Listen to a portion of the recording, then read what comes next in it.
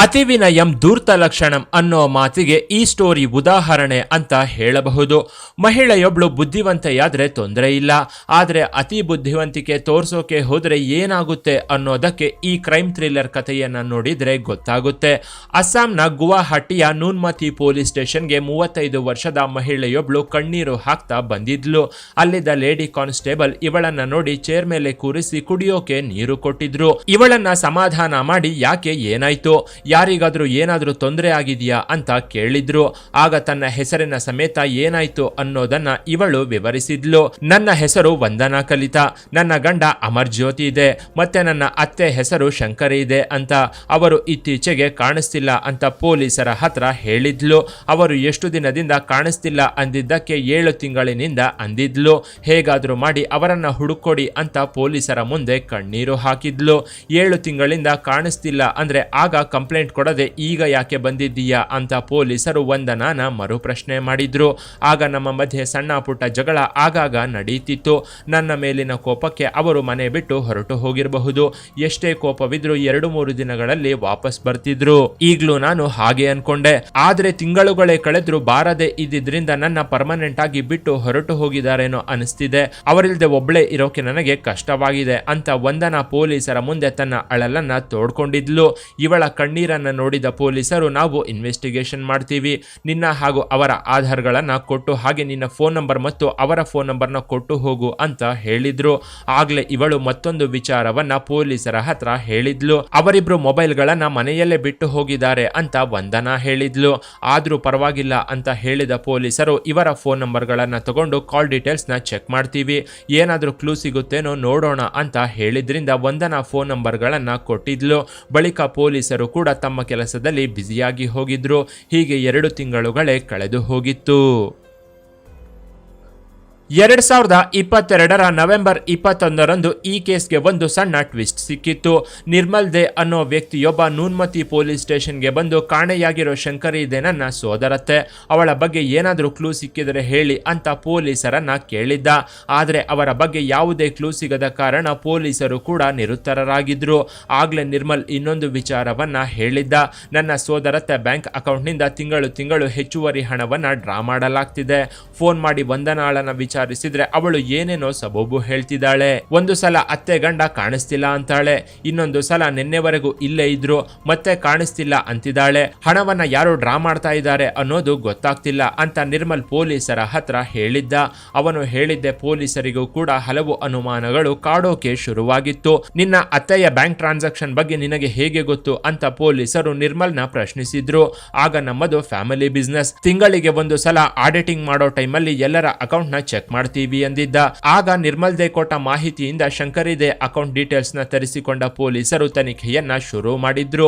Shankari they account ನಿಂದ ಅದೇ ಊರಿನ ATM ನಿಂದ ಹಣ ಡ್ರಾ ಮಾಡ್ತಿದ್ದಾರೆ ಅಂತ ಪೊಲೀಸರು ಮೊದಲಿಗೆ ಪತ್ತೆ ಹಚ್ಚಿದ್ರು.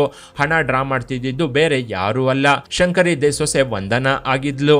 ಈ ವಿಚಾರವಾಗಿ ಅವಳನ್ನ ಸ್ಟೇಷನ್ಗೆ ಕರೆಸಿದ ನೂನ್ಮತಿ ಪೊಲೀಸರು, ನಿನ್ನ ಅತ್ತೆ ATM ಕಾರ್ಡ್ ಮತ್ತು ಫೋನ್ ನಂಬರ್ ನಿನ್ನ ಹತ್ರನೇ ಇದೆ, ಯಾಕೆ ಅಂತ ಪ್ರಶ್ನಿಸಿದ್ರು. ಅಲ್ಲದೆ ಅವರ ATM ಕಾರ್ಡ್ ಪಾಸ್ವರ್ಡ್ ನಿನಗೆ ಹೇಗೆ ಗೊತ್ತು ಅಂತಾನು ಕೇಳಿದ್ರು. ಆಗ ವಂದನಾ ಯಾವುದಕ್ಕೂ ಹೆದರದೆ, ನಾನು ನಿಮಗೆ ಮೊದಲೇ ಹೇಳಿದ್ದೆ, ಅವರ ಫೋನ್ ಹಾಗೂ ATM ಕಾರ್ಡ್ ಎಲ್ಲ ಮನೆಯಲ್ಲೇ ಬಿಟ್ಟು ಹೋಗಿದ್ದಾರೆ, ನಾನು ಅವರನ್ನ ಕಾಂಟ್ಯಾಕ್ಟ್ ಮಾಡೋಕೆ ಆಗ್ಬಾರ್ದು ಅಂತ ಈ ರೀತಿ ಮಾಡಿದ್ದಾರೆ. ಅತ್ತೆಯ ATM ಕಾರ್ಡ್ನ ನಾನು ತುಂಬಾ ದಿನಗಳಿಂದ ಯೂಸ್ ಮಾಡ್ತಾ ಇದ್ದೀನಿ. ನನ್ನ ಅತ್ತೆಗೆ ಹಣ ಬೇಕಾದಾಗಲೆಲ್ಲ ನಾನೇ ಡ್ರಾ ಮಾಡ್ಕೊಂಡು ಬಂದು ಕೊಡ್ತಿದ್ದೆ. ಹೀಗಾಗಿ ಅವರ ಪಾಸ್ವರ್ಡ್ ಕೂಡ ನನಗೆ ಗೊತ್ತು. ಸದ್ಯಕ್ಕೆ ನನ್ನ ಗಂಡ ಇಲ್ಲ, ನನಗೆ ಈಗ ಹಣ ಬೇಕಾದ್ರೆ ನಾನು ಎಲ್ಲಿಗೆ ಹೋಗಬೇಕು? ಅದಕ್ಕೆ ಅತ್ತೆ ಅಕೌಂಟ್ ನಿಂದ ನನ್ನ ಖರ್ಚಿಗೆ ಬೇಕಾಗುವಷ್ಟು ಹಣವನ್ನ ಡ್ರಾ ಮಾಡ್ತಾ ಇದ್ದೀನಿ. ಇದರಲ್ಲಿ ಅನುಮಾನ ಪಡೋದು ಏನಿದೆ ಅಂತ ವಂದನಾ ಪೊಲೀಸರನ್ನೇ ಪ್ರಶ್ನೆ ಮಾಡಿದ್ಲು. ಇದು ನಿಜಾನೇ ಅನ್ಕೊಂಡ ಪೊಲೀಸರು ಅಂದು ಇವಳನ್ನ ಬಿಟ್ಟು ಕಳಿಸಿದ್ರು. ಆದರೆ ಪೊಲೀಸರಿಗೆ ವಂದನಾ ಮೇಲೇನೆ ಅನುಮಾನ ಶುರುವಾಗಿತ್ತು. ಇನ್ನೊಂದು ಸಲ ನಿರ್ಮಲ್ನ ಕರೆಸಿ ವಂದನಾ ಕ್ಯಾರೆಕ್ಟರ್ ಬಗ್ಗೆ ವಿಚಾರಿಸಿದ್ರು. ಆಗ್ಲೇ ನಿರ್ಮಲ್, ಇವಳು ದೊಡ್ಡ ಕಿಲಾಡಿ, ನನ್ನ ಬಾವ ಮತ್ತು ಸೋದರತೆ ಮಿಸ್ಸಿಂಗ್ ಹಿಂದೆ ಇವಳ ಕೈವಾಡ ಖಂಡಿತ ಇದೆ ಅಂದಿದ್ದ. ನಿರ್ಮಲ್ ಮಾತಿನ ಮೇರೆಗೆ ಪೊಲೀಸರು ಇವಳ ಚಲನಾವಲನದ ಮೇಲೆ ಕಣ್ಣಿಟ್ಟಿದ್ರು. ಇವಳು ಎಲ್ಲಿರ್ತಾಳೆ, ಏನು ಮಾಡ್ತಾಳೆ ಅಂತ ನಿಗಾ ವಹಿಸಿದ್ರು. ಮಫ್ತಿಯಲ್ಲಿದ್ದ ಪೊಲೀಸರು 1 ವಾರದವರೆಗೂ ಇವಳನ್ನ ಗಮನಿಸ್ತಾ ಬಂದಿದ್ರು. ಮನೆಯಿಂದ ಜಿಮ್ಗೆ ಹೋಗೋದು, ಜಿಮ್ನಿಂದ ಮನೆಗೆ ಬರೋದು ಮಾಡ್ತಾ ವಂದನಾ ಕಾಲ ಕಳೆಯುತ್ತಿದ್ಲು. ವಂದನಾ ಜಿಮ್ನಲ್ಲಿ ಕೆಲಸ ಮಾಡ್ತಿದ್ಲು. ಬೆಳಗ್ಗೆ ಹೋಗಿ ಸಂಜೆಗೆಲ್ಲ ವಾಪಸ್ ಬರ್ತಿದ್ಲು. ನಂತರ ಮನೆಯಿಂದ ಹೊರಗೆ ಕೂಡ ಬರ್ತಿರ್ಲಿಲ್ಲ. ಪೊಲೀಸರು ಇವಳ ಕಾಲ್ ಡೀಟೇಲ್ಸ್ನ ತೆಗೆದು ನೋಡಿದ್ರು. ಯಾವುದೇ ಅನುಮಾನ ವ್ಯಕ್ತವಾಗಿರಲಿಲ್ಲ. ಯಾವುದೇ ಕ್ಲೂ ಸಿಗದೆ ಪೊಲೀಸರು ಸುಮ್ಮನಾಗಿದ್ರು. ಮತ್ತೆ 7 ತಿಂಗಳು ಕಳೆದು ಹೋಗಿತ್ತು. ವರ್ಷ ಕೂಡ ಬದಲಾಗಿ 2023ಕ್ಕೆ ಕಾಲಿಟ್ಟಿತ್ತು. ಪೊಲೀಸರಿಗೆ ಈ ಕೇಸ್ನ ಒಂದಿಂಚು ಕೂಡ ಅಲುಗಾಡಿಸೋಕೆ ಸಾಧ್ಯವಾಗಿರಲಿಲ್ಲ. ಆದರೆ 2023ರ ಫೆಬ್ರವರಿ 14ರಂದು ವಂದನಾ ನೇರವಾಗಿ ಗುವಾಹಟಿ ಪೊಲೀಸ್ ಕಮಿಷನರ್ಗೆ ಕಂಪ್ಲೇಂಟ್ ಕೊಟ್ಟಿದ್ಲು. ನಾನು ಕಂಪ್ಲೇಂಟ್ ಕೊಟ್ಟು 7 ತಿಂಗಳು ಕಳೆದು ಇಲ್ಲಿವರೆಗೂ ಕೇಸ್ನಲ್ಲಿ ಯಾವುದೇ ಡೆವಲಪ್ಮೆಂಟ್ ಆಗಿಲ್ಲ. ಇದರಿಂದ ನನ್ನ ಅತ್ತೆ ಮತ್ತು ಗಂಡನನ್ನ ಹುಡುಕಿ ಕೊಡುವಂತೆ ವಂದನಾ ಪೊಲೀಸ್ ಕಮಿಷನರ್ಗೆ ಮನವಿ ಮಾಡಿದ್ಲು. ಇದೇ ವಿಚಾರಕ್ಕೆ ಕಮಿಷನರ್ ನೂನ್ಮತಿ ಪೊಲೀಸರನ್ನ ಬೆಂಡೆತ್ತಿದ್ರು. ಇಬ್ರು ಮಿಸ್ ಆಗಿ ವರ್ಷ ಕಳೆದ್ರು, ಏನೊಂದು ಕಂಡು ಹಿಡಿಯದೆ ಏನ್ ಮಾಡ್ತಾ ಇದ್ದೀರಾ ಅಂತ ಸಿಬ್ಬಂದಿ ಮೇಲೆ ಕೋಪಗೊಂಡಿದ್ರು. ಇದರಿಂದ ನೂನ್ಮತಿ ಪೊಲೀಸರು ಕಮಿಷನರ್ ಮುಂದೆ ತಲೆ ತಗ್ಗಿಸಿದ್ರು. ಅದೇ ಕೋಪದಲ್ಲೇ ಕೇಸ್ನ ರೀಇನ್ವೆಸ್ಟಿಗೇಷನ್ ಮಾಡೋಕೆ ಶುರು ಮಾಡಿದ್ರು. 1 ವಾರದಲ್ಲಿ ಕೇಸ್ನ ಕ್ಲೋಸ್ ಮಾಡಿ ಅಂತ ಬೇರೆ ಆದೇಶವಾಗಿತ್ತು. ಹೀಗಾಗಿ ಪೊಲೀಸರ ಗಮನ ಪೂರ್ತಿ ವಂದನಾ ಮೇಲೆ ಬಿದ್ದಿತ್ತು. ಇವಳ ಚಲನವಲನದ ಮೇಲೆ ಅನುಮಾನ ಬರ್ತಿದ್ದಂತೆ ಇವಳನ್ನ ಕರ್ಕೊಂಡು ಬಂದು ಸ್ಟೇಷನ್ ಅಲ್ಲಿ ಕೂರಿಸಿಕೊಂಡಿದ್ರು. ಆಗ್ಲೂ ವಂದನಾ ನನ್ನೇ ಅನುಮಾನಿಸ್ತೀರಾ ಅಂತ ಪೊಲೀಸರ ವಿರುದ್ಧವೇ ತಿರುಗಿ ಬಿದ್ದಿದ್ಲು. ಆಗ್ಲೇ ನೂನ್ಮತಿ ಪೊಲೀಸರು ನಮಗೆ ಪೂರ್ತಿ ವಿಚಾರ ಗೊತ್ತಾಗಿದೆ, ಅದಕ್ಕೆ ನಿನ್ನ ಕರ್ಕೊಂಡು ಬಂದಿದ್ದೀವಿ. ಈಗ ನೀನೇ ನಿಜ ಹೇಳ್ತೀಯೋ ಅಥವಾ ನಿನ್ನ ಬಾಯ್ ಫ್ರೆಂಡ್ ನ ಪಕ್ಕದಲ್ಲಿ ಕೂರಿಸಿ ಕೇಳಬೇಕು ಅಂತ ಗದರಿಸಿದ್ರು. ಬಾಯ್ ಫ್ರೆಂಡ್ ಅಂತಿದ್ದಂತೆ ಇವಳು ಮೆತ್ತಗಾಗಿದ್ಲು. ಪೊಲೀಸರು ಇನ್ನಷ್ಟು ಗಟ್ಟಿಯಾಗಿ ಕೇಳ್ತಿದ್ದಂತೆ ಭಯದಲ್ಲೇ ವಂದನಾ ನಿಜವನ್ನ ಅಂದು ಬಾಯಿ ಬಿಟ್ಟಿದ್ಲು. ಬಂಧನ ಅಲಿಯಾಸ್ ವಂದನಾ ಕಲಿತಾಗೆ ಅಮರ್ಜ್ಯೋತಿ ದೇ ಅನ್ನೋ ವ್ಯಕ್ತಿಯ ಜೊತೆ ಮದುವೆಯಾಗಿತ್ತು. ಇವರಿಬ್ಬರದ್ದು ಲವ್ ಮ್ಯಾರೇಜ್ ಆಗಿತ್ತು. ಮೊದಲಿಗೆ ದೊಡ್ಡವರು ಇವರ ಮದುವೆಗೆ ಒಪ್ಪಿರಲಿಲ್ಲ. ಹೀಗಾಗಿ ಇಬ್ರು ಓಡೋಗಿ ಮದುವೆಯಾಗಿದ್ರು. ಇದರಿಂದ ವಂದನಾ ತವರು ಮನೆಯಿಂದ ಯಾವುದೇ ಸಹಾಯ ಸಿಕ್ಕಿರಲಿಲ್ಲ. ಆಗ್ಲೇ ವಂದನಾ ಅತ್ತೆ ಮಗ ಸೊಸೆಯ ಕಷ್ಟವನ್ನ ನೋಡಿ ಕರಗಿ ಹೋಗಿದ್ಲು. ಇವರಿಗೆ ಪ್ರತಿ ತಿಂಗಳು ಹಣವನ್ನ ಕಳಿಸ್ತಿದ್ಲು. ಗಂಡ ಅಮರ್ ಚಿಕ್ಕದಾಗಿ ಒಂದು ಕೆಲಸ ಮಾಡ್ಕೊಂಡಿದ್ದ. ಅದರಿಂದ ಬರ್ತಿದ್ದ ಸಂಬಳದಿಂದ ಮನೆ ನಡೆಸೋದು ಕಷ್ಟವಾಗಿತ್ತು. ಆಗ ವಂದನಾ ಮದುವೆಗೂ ಮೊದಲು ತಾನು ಕೆಲಸ ಮಾಡ್ತಿದ್ದ ಜಿಮ್ಗೆ ಟ್ರೈನರ್ ಆಗಿ ಮತ್ತೆ ಕೆಲಸಕ್ಕೆ ಸೇರ್ಕೊಂಡಿದ್ಲು. ವಂದನಾ ಮತ್ತು ಅಮರ್ ಭೇಟಿಯಾಗಿದ್ದು ಕೂಡ ಇದೇ ಜಿಮ್ನಲ್ಲಿ. ಅಲ್ಲೇ ಇವರಿಬ್ಬರಿಗೂ ಪರಿಚಯ ಶುರುವಾಗಿ ಅದು ಪ್ರೀತಿಗೆ ತಿರುಗಿತ್ತು. ಬಳಿಕ ಮದುವೆ ತನಕ ಹೋಗಿತ್ತು. ಮದುವೆಯಾದಾಗಿನಿಂದ ವಂದನಾ ನಿಮ್ಮ ಮನೆಗೆ ಹೋಗೋಣ ಅಂತ ಗಂಡನನ್ನ ಪೀಡಿಸ್ತಿದ್ಲು. ಆದ್ರೆ ಅಮರ್ ಮಾತ್ರ ಬೇಡ, ನನ್ನ ತಾಯಿ ನಮ್ಮ ಮದುವೆಯನ್ನ ಒಪ್ಪೋ ತನಕ ನಾವು ಅಲ್ಲಿಗೆ ಹೋಗೋದು ಬೇಡ ಅಂತ ಅಂತಿದ್ದ. ಆಗಾಗ ತನ್ನ ತಾಯಿ ಹತ್ರ ತಮ್ಮ ಮದುವೆಯನ್ನ ಒಪ್ಕೊಳ್ಳುವಂತೆ ಅಮರ್ ಕೇಳ್ತಿದ್ದ. ಆದ್ರೆ ಶಂಕರಿ ದೇ ಮಾತ್ರ ಇವರ ಮದುವೆಯನ್ನ ಒಪ್ಪಿರ್ಲಿಲ್ಲ. ನಿಮಗೆ ಕಷ್ಟ ಅಂದ್ರೆ ಏನು ಅಂತ ಗೊತ್ತಾಗ್ಲಿ ಅಂತ ಕೆಲವೊಂದು ಸಲ ಮಾತ್ರ ಹಣವನ್ನ ಕಳಿಸ್ತಿದ್ಲು. ವಂದನಾ ಕೂಡ ಕೆಲಸಕ್ಕೆ ಹೋಗ್ತಿದ್ಲು. ಇದರಿಂದ ಸಂಸಾರ ಹೇಗೋ ನಡೀತಿತ್ತು. ಆದ್ರೆ ವಂದನಾ ಮದುವೆಯಾಗಿ ಕೆಲಸಕ್ಕೆ ಅಂತ ಜಿಮ್ಗೆ ಯಾವಾಗ ಸೇರಿದ್ಲೋ ಆಗ್ಲೇ ಜಿಮ್ನಲ್ಲಿ ದಾಂತಿ ದೇಕ ಅನ್ನೋ ವ್ಯಕ್ತಿಯೊಬ್ಬ ಇವಳಿಗೆ ಪರಿಚಯವಾಗಿದ್ದ. ಇವನು ವಂದನಾಗಿಂತ ಚಿಕ್ಕವನು. ಮನೆಯಲ್ಲಿದ್ದ ಕಷ್ಟದ ಜೊತೆಗೆ ಅಮರ್ ಪ್ರೀತಿ ಕೂಡ ಕಡಿಮೆಯಾಗಿದ್ದರಿಂದ ವಂದನಾ ದಾಂತಿಗೆ ಹತ್ತಿರವಾಗಿದ್ಲು. ಮೊದಲಿಗೆ ಇವರಿಬ್ಬರ ನಡುವೆ ಪರಿಚಯ ಶುರುವಾಗಿ ಬಳಿಕ ಅದು ಪ್ರೀತಿಗೆ ತಿರುಗಿತ್ತು. ವಂದನಾ ಹಾಗೂ ದಾಂತಿ ನಡುವೆ ಇದ್ದ ಪರಿಚಯ ಪ್ರೀತಿಗೆ ತಿರುಗಿ ಕೆಲ ದಿನಗಳಿಗೆ ಅದು ಅಕ್ರಮ ಸಂಬಂಧಕ್ಕೆ ಕನ್ವರ್ಟ್ ಆಗಿತ್ತು. ಹೋಟೆಲ್ ರೂಮ್ನ ಬುಕ್ ಮಾಡಿದ್ದ ದಾಂತಿ ಅಲ್ಲಿಗೆ ವಂದನಾನ ಕರೆಸಿಕೊಂಡು ಎಂಜಾಯ್ ಮಾಡ್ತಿದ್ದ. ಆದರೆ ಹೋಟೆಲ್ ಖರ್ಚಿಗೂ ಹಣ ಸಾಕಾಗದೆ ಬರ್ತಿತ್ತು. ಅಲ್ಲದೆ ವಂದನಾ ಬಂದ ಸಂಬಳದ ಲೆಕ್ಕವನ್ನ ಮನೆಯಲ್ಲಿ ಕೊಡಬೇಕಾಗಿತ್ತು. ಇದೇ ಟೈಮಲ್ಲಿ ಅಮರ್ ತನ್ನ ತಾಯಿಯನ್ನ ಒಪ್ಪಿಸಿ ವಂದನಾ ಜೊತೆಗೆ ತಾಯಿಯ ಮನೆಗೆ ಶಿಫ್ಟ್ ಆಗಿದ್ದ. ಇಷ್ಟರಲ್ಲಿ ಅಮರ್ ಮೇಲಿದ್ದ ಪ್ರೀತಿ ವಂದನಾಗೆ ಪೂರ್ತಿ ಕಡಿಮೆಯಾಗಿ ಹೋಗಿತ್ತು. ಹೀಗಾಗಿ ಗಂಡನನ್ನ ಬಿಡೋಕೆ ಇವಳು ಮುಂದಾಗಿದ್ಲು. 2022ರ ಜುಲೈ 26ರಂದು ಅಮರ್ ಹಾಗೂ ಅವನ ತಾಯಿ ಶಂಕರಿ ದೇ ಸಂಬಂಧಿಕರ ಮನೆಗೆ ಹೋಗಿದ್ರು. ಅಂದು ಮನೆಯಲ್ಲಿ ಒಬ್ಬಳೇ ಇದ್ದ ವಂದನಾ ತನ್ನ ಪ್ರಿಯಕರ ದಾಂತಿಯನ್ನ ಮನೆಗೆ ಕರೆಸಿಕೊಂಡಿದ್ಲು.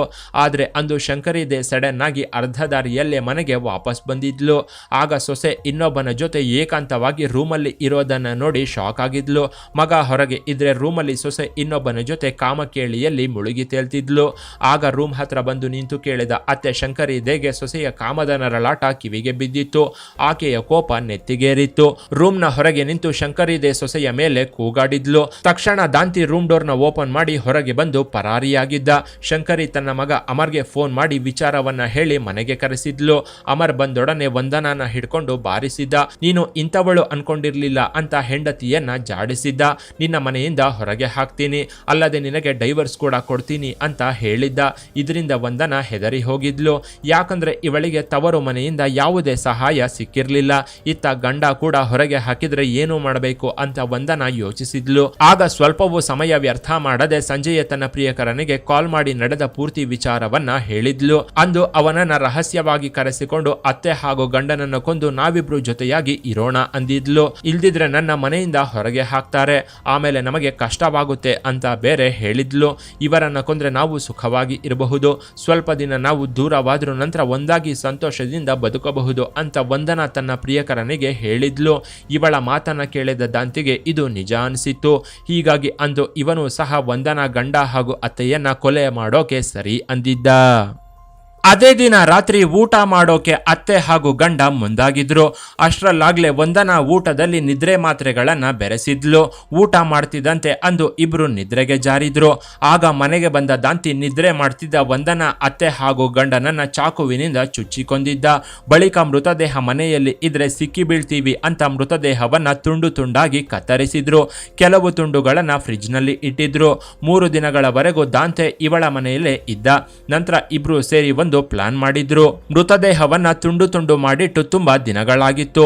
ಹೀಗಾಗಿ ಎಲ್ಲಿ ವಾಸನೆ ಬರುತ್ತೋ ಅಂತ ಗಾರ್ಬೇಜ್ ಬ್ಯಾಗ್ಗಳಲ್ಲಿ ಮೃತದೇಹದ ತುಂಡುಗಳನ್ನ ಪ್ಯಾಕ್ ಮಾಡಿದ್ರು. ಅಸ್ಸಾಂನಲ್ಲೇ ಬಿಸಾಡಿದ್ರೆ ಸಿಕ್ಕಿ ಬೀಳ್ತೀವಿ ಅಂತ ಮೇಘಾಲಯಕ್ಕೆ ಹೋಗಿ ಅಲ್ಲಿ ಚಿರಾಪುಂಜಿಯಲ್ಲಿ ಅಮರೇಂದ್ರ ಬಾಡಿಯ ತುಂಡುಗಳನ್ನ ಎಸೆದಿದ್ರು. ಅಲ್ಲಿ ಕ್ರೂರ ಮೃಗಗಳು ಮೃತದೇಹದ ತುಂಡುಗಳನ್ನ ತಿಂದು ಹಾಕ್ತವೆ ಅಂತ ಇವರು ಊಹಿಸಿದ್ರು.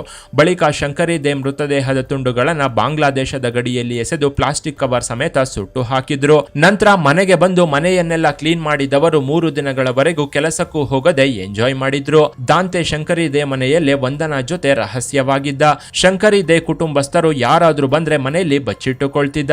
ನಂತರ ಎಲ್ಲರೂ ಹೊರಟು ಹೋದ್ಮೇಲೆ ಹೊರಗೆ ಬರ್ತಿದ್ದ. ಕೊಲೆಯಾದ ವಾರದ ನಂತರ ತನ್ನ ಗಂಡ ಹಾಗೂ ಅತ್ತೆಯ ಫೋನ್ಗೆ ನಿರಂತರವಾಗಿ ಕಾಲ್ಗಳು ಬರೋಕೆ ಶುರುವಾಗಿತ್ತು. ಇದರಿಂದ ಖಂಡಿತ ಇದು ಪೊಲೀಸ್ ಕೇಸ್ ಆಗುತ್ತೆ ಅಂತ ವಂದನಾ ಹೆದರಿದ್ಲು. ಇವರನ್ನ ಕೊಲೆ ಮಾಡಿದ 6 ತಿಂಗಳ ಬಳಿಕ ನಾನೇ ಮೊದಲು ಹೋಗಿ ಪೊಲೀಸ್ ಸ್ಟೇಷನ್ ಅಲ್ಲಿ ಕಂಪ್ಲೇಂಟ್ ಕೊಟ್ರೆ ನನ್ನ ಮೇಲೆ ಅನುಮಾನ ಬರೋದಿಲ್ಲ ಅಂತ ಯೋಚಿಸಿದ್ಲು. ಹೀಗೆ ಅತಿ ಬುದ್ಧಿವಂತೆಯೊಬ್ಳು ತನ್ನ ಗಂಡ ಕಾಣಿಸ್ತಿಲ್ಲ ಅಂತ ನುನ್ಮತಿ ಪೊಲೀಸ್ ಸ್ಟೇಷನ್ ಅಲ್ಲಿ ಕಂಪ್ಲೇಂಟ್ ಕೊಟ್ಟಿದ್ಲು. ಪೊಲೀಸ್ ಸ್ಟೇಷನ್ಗೆ ಬಂದು ಕಂಪ್ಲೇಂಟ್ ಕೊಟ್ಟ ಮೇಲೆ ವಂದನಾ ಸುಮ್ಮನೆ ಇದ್ದಿದ್ರೆ ಇವಳು ಸಿಕ್ಕಿ ಬೀಳ್ತಾ ಇರಲಿಲ್ಲ. ಆದರೆ ತನ್ನ ಅತಿವಿನಯ ಹಾಗೂ ಅತಿ ಬುದ್ಧಿವಂತಿಕೆಯಿಂದ ಕಮಿಷನರ್ ವರೆಗೂ ಹೋಗಿದ್ಲು. ತನ್ನ ಮೇಲೆ ಯಾವುದೇ ಅನುಮಾನ ಬಂದಿಲ್ಲ ಅಂತ ವಂದನಾ ಹೀಗೆ ಮಾಡಿದ್ಲು. ಆದರೆ ಪೊಲೀಸರು ಇವಳು ಮಾಡಿದ ಕೆಲಸಕ್ಕೆ ಉರ್ಕೊಂಡು ಜಿದ್ದಿಗೆ ಬಿದ್ದು ಈ ಕೇಸ್ನ ಸಾಲ್ವ್ ಮಾಡಿದ್ರು. ಕಮಿಷನರ್ ಇನ್ವೆಸ್ಟಿಗೇಷನ್ ಮಾಡಿ ಈ ಕೇಸ್ನ 1 ವಾರದಲ್ಲೇ ಕ್ಲೋಸ್ ಮಾಡಿ ಅಂತ ಆದೇಶಿಸಿದ್ರು. ಆದರೆ ಪೊಲೀಸರು ಜಿದ್ದಿಗೆ ಬಿದ್ದು 5 ದಿನದಲ್ಲಿ ಈ ಕೇಸ್ನ ಸಾಲ್ವ್ ಮಾಡಿ ವಂದನಾ ಹಾಗೂ ಇವಳ ಪ್ರಿಯಕರ ದಾಂತೆಯನ್ನ ಅರೆಸ್ಟ್ ಮಾಡಿದ್ರು. ಮೃತದೇಹದ ತುಂಡುಗಳನ್ನ ಹುಡುಕಾಡಿದಾಗ ಕೆಲವು ತುಂಡುಗಳು ಮಾತ್ರ ಸಿಕ್ಕಿದ್ವು. ಅದನ್ನೇ ಎವಿಡೆನ್ಸ್ ಆಗಿ ಕೋರ್ಟ್ಗೆ ಒಪ್ಪಿಸಿದ್ರು. ಒಂದೇ ದಿನದಲ್ಲಿ ಕ್ರಿಮಿನಲ್ ಆಗಿ ಬದಲಾದ ವಂದನಾ ಲವ್ ಮಾಡಿ ಮದುವೆಯಾಗಿದ್ಲು. ಅತ್ತೆ ಕೂಡ ಇವರ ಮದುವೆಯನ್ನ ಒಪ್ಪಿದ್ಲು. ಹೀಗಾಗಿ ಮಗ ಸೊಸೆಯನ್ನ ಮನೆಗೆ ಕರೆಸಿಕೊಂಡಿದ್ರು. ಆದ್ರೆ ಹೀಗೆ ಮನೆಗೆ ಬಂದ ಸೊಸೆಯ ತನ್ನ ಪಾಲಿಗೆ ಕಾಲಯಮನಾಗ್ತಾಳೆ ಅಂತ ಆಕೆ ಊಹಿಸಿರ್ಲಿಲ್ಲ. ಕೊನೆಗೆ ಕೊಲೆ ಮಾಡಿ ಪೊಲೀಸರ ದಿಕ್ಕು ತಪ್ಪಿಸಿ ಅದರಿಂದ ಪಾರಾಗೋಕೆ ವಂದನಾ ನೋಡಿದ್ಲು. ಆದ್ರೆ ಹಂತಕರು ರಂಗೋಲಿ ಕೆಳಗೆ ನುಗ್ಗಿದ್ರೆ ಪೊಲೀಸರು ಭೂಮಿಯೊಳಗೆ ನುಗ್ತಾರೆ ಅನ್ನೋದು ಇವಳಿಗೆ ಗೊತ್ತಾಗದೆ ಹೋಗಿತ್ತು. ಸಾಕ್ಷಿಗಳ ಸಮೇತ ಪೊಲೀಸರು ಇವರನ್ನ ಕೋರ್ಟ್ ಮುಂದೆ ನಿಲ್ಲಿಸಿದ್ರು. ಸದ್ಯ ಈ ಕೇಸ್ ವಿಚಾರಣೆ ಹಂತದಲ್ಲಿದ್ದು ಈ ಸ್ಟೋರಿ ಬಗ್ಗೆ ನಿಮ್ಮ ಅಭಿಪ್ರಾಯವನ್ನ ಕಾಮೆಂಟ್ ಮಾಡಿ. ಕೆಳಗಿನ ಡಿಸ್ಕ್ರಿಪ್ಷನ್ ಬಾಕ್ಸ್ ನಲ್ಲಿ ವಾಟ್ಸ್ಆಪ್ ಚಾನಲ್ನ ಲಿಂಕ್ ಕೊಡಲಾಗಿದ್ದು ಅದನ್ನ ಸಹ ಫಾಲೋ ಮಾಡಿ. ಇನ್ನಷ್ಟು ಇಂಟ್ರೆಸ್ಟಿಂಗ್ ವಿಡಿಯೋಗಳಿಗಾಗಿ ಚಾನೆಲ್ನ ವಿಸಿಟ್ ಮಾಡಿ.